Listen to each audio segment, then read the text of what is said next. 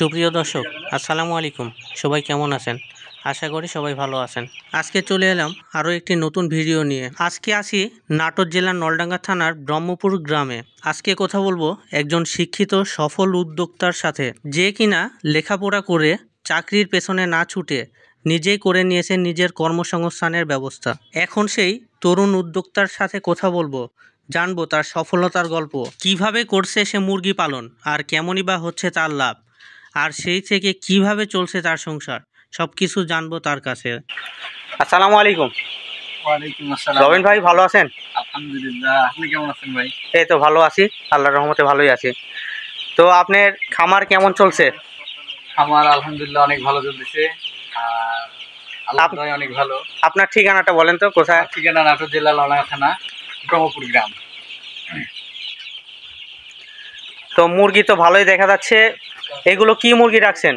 এগুলো আপনার সোনালি বলে, সোনালি। তো আপনার এটা কক বলা হয়, সোনালি কক যেটা। তো আসলে মেন বিষয় হচ্ছে আমি এটা রাখছি হচ্ছে কালার বার্ড, যেটা আপনার ধরেন যে একটু ফলনে বেশি আর কি, এই জন্য কালার বার্ড রাখা হয়েছে। তো কালার বার্ড রাখছি। এদিকে আসেন। এইগুলো মুরগি থেকে আপনার মাসে কেমন ইনকাম হয়, সব কিছু যদি আমার দর্শকদের উদ্দেশ্যে বলতেন তাহলে সবাই হয়তো উপকৃত হতো।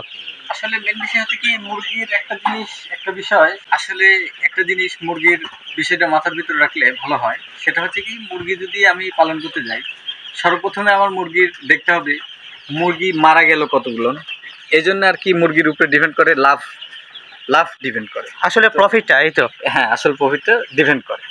তো আসলে মেন বিষয় হচ্ছে মুরগিগুলো মারা যাতে না যায়, অসুস্থ যাতে না হয়, সেই জন্য আমরা ওষুধের ব্যবহার করি।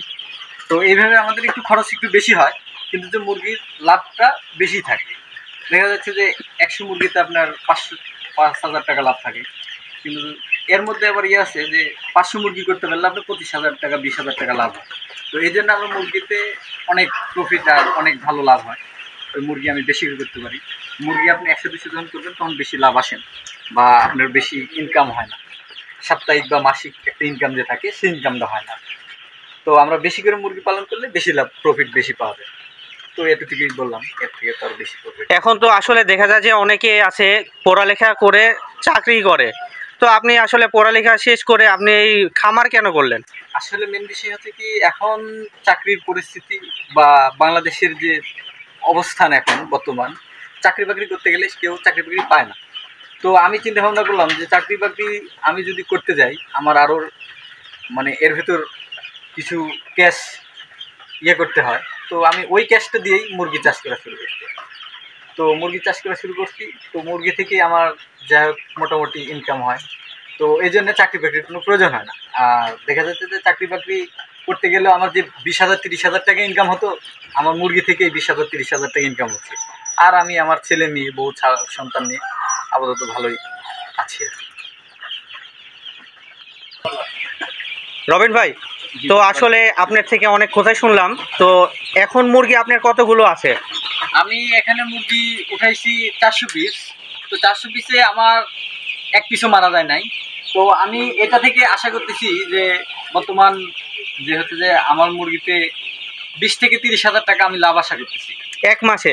এক মাসে। আর তাহলে আসলে ওই যে চাকরির মতোই তো হয়ে গেল আপনার ব্যবসাটাও। হ্যাঁ, এটাই আসলে আমি মূলত বলতে চাইছিলাম, যে এইটাই বলতে চাইছিলাম যে আমার মাসে যে ইনকাম হবে, কিছু টাকা প্রফিট করার পরে আমার যে মাসে যে ইনকাম হবে, তো আসলে মেন বিষয় হচ্ছে যে আমি এখানে সেটা ব্যবহার করে সেই ইনকামটা করতে পারবো। 30,000 টাকা, 20,000 টাকা, 30,000 টাকা আমি এখান থেকে ইনকাম করতে পারবো। তো আমার এই জন্যে আর কি মানে মুরগি পালন করা। তো আরেকটা জিনিস ভালো, যেটা হচ্ছে যে আপনি চাকরি করলে তো মানুষের কথা শুনতে হবে, একটা ডিউটি টাইম আছে। হ্যাঁ, 8 ঘন্টা বা 12 ঘন্টা। হ্যাঁ। আর আপনার এখানে কিন্তু কোনো ডিউটি টাইম নাই। এখানে আমার কোনো ডিউটি কোনো ইয়ে পড়ে না। আর সবকিছু আপনি নিজের মতোই করে করতে পারছেন। আমি করতে পারি। আমি ইচ্ছা হলে আমি এখানে খাবার পানি দিয়ে চলে গেলাম অন্য জায়গাতে, ঘোরাফেরা করলাম, নিজের ইচ্ছা মতন আমি কাজ করতে পারলাম।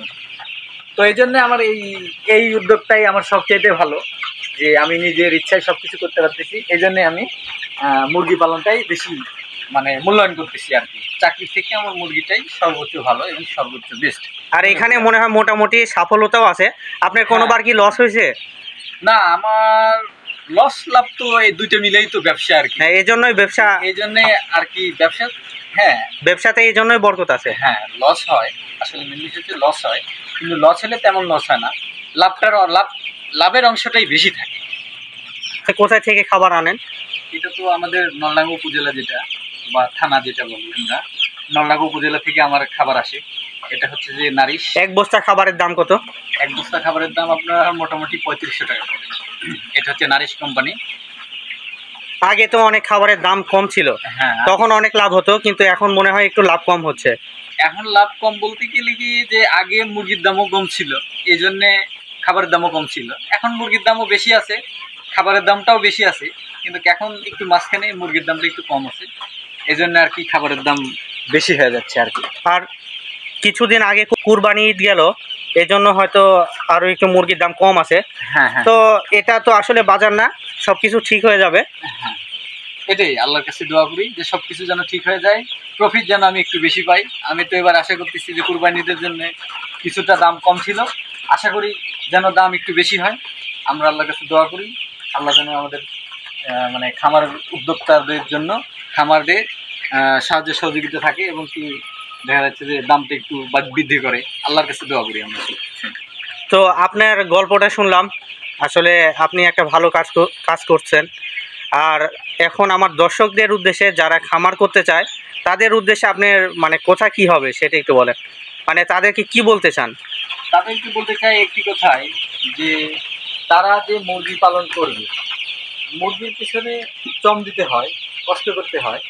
যে কোনো জিনিসের মাঝেই তার পরিশ্রমীটাই হচ্ছে যে তার পরিশ্রমে সফলতার চাবিকাঠি। তো এটাই হচ্ছে যে আসলে মূলত বলতে যাব যে তার পরিশ্রম করতে হবে, এবং কি মানে আমি যে মুরগির বাচ্চাটা পালন করব, এটাকে নিজের সন্তানের মতন পালন করতে হবে। প্রথম অবস্থায় নিয়ে আসার সঙ্গে সঙ্গে তাদের নিজের সন্তানের মতন পালন করতে হবে। এটাই আমি বলবো যে যেটাই করেন তার মনোযোগ দিয়ে করেন। আর মুরগির বিষয়টা আমি বলবো যে দেখা যাচ্ছে যে মুরগি আমি নিয়ে আসলাম, নিয়ে আসার পরে আমি অবহেলা করতেছি মুরগির প্রতি, তো তাহলে তো আমার খামার বা তার লাভ যে একটা বিষয় থাকে সেটা কিন্তু আমি দেখতে পাবো না। আর যারা এই ব্যবহারটা করে মুরগির সাথে বা মুরগির খামারের সাথে, যে এই ব্যবহারটা করে, তারা কিন্তু লাভ দেখতে পায় না। তারা সবসময় বলে যে মুরগিতে আমি মানে প্রফিট পাচ্ছি না, ঠিক আছে, মুরগিতে আমি প্রফিট পাচ্ছি না। তো তাদের কিছু মানে ব্যর্থতা থাকে, যে তার কারণে তারা মুরগির প্রফিট পাচ্ছে না। তো আমার বিষয়টা এটাই বলার যে যাই করো তোমরা মনোযোগ দিলে তোমরা সব লেগেই থাকতে হবে। হ্যাঁ, লেগেই থাকতে হবে, এক কথায় তার পিছনেই লেগে থাকতে হবে। তো এটাই আমার কাছে দর্শকদের কাছে বলার ছিল। আচ্ছা, আসলে সবারই উপকার হবে হয়তো আপনার কথাগুলো শুনে। তো আজকে এই ছিল, আবার দেখা হবে। আপনার মুরগি যখন বড় হবে তখন অবশ্যই আমাকে ডাকবেন, আমি আবার এসে দেখবো আপনার মুরগি কত বড় হয়েছে, কেমন দামে বিক্রি করছেন, সব কিছু দেখবো। তো আচ্ছা, আবার দেখা হবে। ধন্যবাদ, ভালো থাকেন।